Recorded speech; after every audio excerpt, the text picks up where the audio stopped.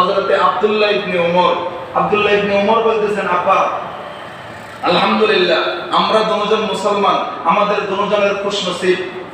আমরা এখন যুদ্ধের ময়দানে যাইতেছি, রাসূলের সাথে যুদ্ধ করতেছি আবু জাহেলের বিরুদ্ধে।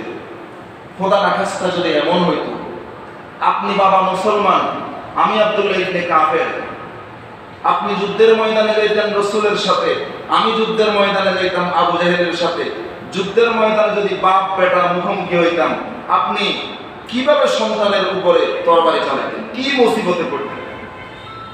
আর যদি আমি মুসলমান হইতাম, আমি যুদ্ধের ময়দানে যাইতাম রাসূলের সাথে, আপনি কাফের হইতেন, যুদ্ধের ময়দানে যাইতেন আবু জাহেলের সাথে। যুদ্ধের ময়দানে যদি বাপ বেটা মুখোমুখি হইতাম, আমি কিভাবে সন্তান হইয়া বাবার কাঁধে তরবারি চালাইতাম, কি মুসিবতে পড়তাম? আলহামদুলিল্লাহ আমরা বাপ বেটা দুজনকেই মুসলমান।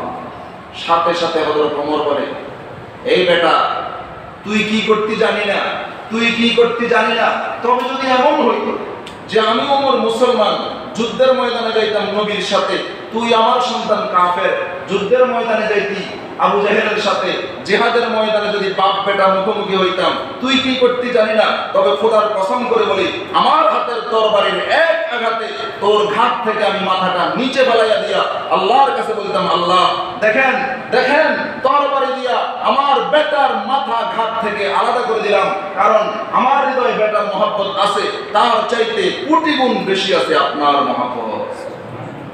এই হলো মহব্বত। ওনাদের হৃদয়ে ছিল আল্লাহর মহব্বত, ওনাদের হৃদয়ে ছিল রাসূলের মহব্বত। কিতাবের ভিতরে আসছে রাইসুল মুনাফিকিন